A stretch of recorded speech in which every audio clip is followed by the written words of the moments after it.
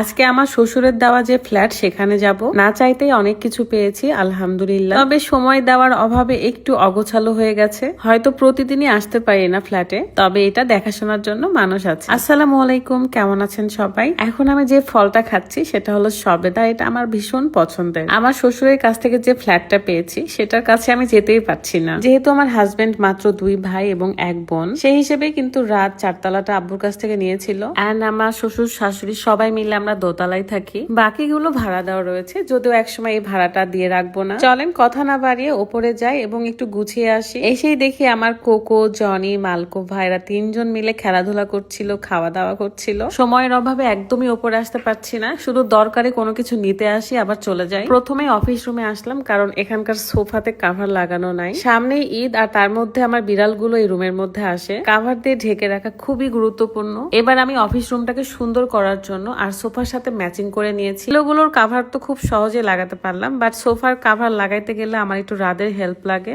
সে খুব সুন্দর করে এই কাভার গুলো লাগাইতে পারে। আমার অফিস রুমের সাথে ম্যাচিং করে আসলে এবারকার কাভার নিয়েছি। অনেক বেশি প্রিমিয়ামও লাগছিল, আর কাপড় কোয়ালিটিও বেশ উন্নত। কাভার গুলো লাগালে হয় কি, আপনার সোফাটাও অনেক ভালো থাকে। আর তাছাড়া যাদের বাসায় বিড়াল থাকে তারা আসলে জানে কত প্যারা, জিনিসপত্রের যত্ন না নিলে অনেকটাই নষ্ট হয়ে যায়। সোফা ভালো রাখতে, কিংবা যাদের সোফা পুরাতন হয়ে গেছে বা রং ভরেছে, ছিঁড়ে গেছে, তারা কিন্তু এই কাভার গুলো লাগালে সেই সোফা গুলো আরো সুন্দর লাগে। মানে সবকিছু ঢেকে যায়, ঘরের সৌন্দর্যটাও বেড়ে যায়। আমার আর তারে হেল্প করতে হয়নি, কারণ সে একাই খুব সুন্দর করে এটা সেট করে ফেলছিল। দেখতে পাচ্ছেন ওখানে বসে বসে আমি একটা টিকটক ভিডিও করতেছিলাম। আসলে সংসার গোছানো, রুম গোছানো, এগুলো যত করবেন তত হবে, এগুলো শেষ নাই। যতই ভাবেন যার কিছু কিনবো না, আর কিছু গোছাবো না, তারপরও মনে হয় যে না, বাজারে গেলে তো আমার সবসময় ইচ্ছা করে যে এটা কিনি, ওইটা কিনি। এই যে অফিস রুমে একটা টিভি নিয়েছে, সেই টিভিটা দেখার মতন সময় নাই, জাস্ট সাজিয়ে রাখা হয়েছে। যখন যখন মন চাই আসি এবং এসে বসে বসে সময় কাটিয়ে যাই, কাজ করে যাই। রাত এখানে রাতের পছন্দের একটা গ্যাসোলিনার গান শুনতেছিল,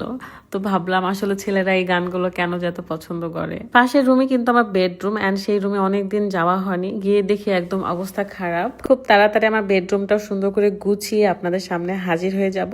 তো আজকের মতো আমি বিদায় নিচ্ছি। সবাই ভালো থাকবেন, সুস্থ থাকবেন। আল্লাহ হাফেজ, আসসালামু আলাইকুম।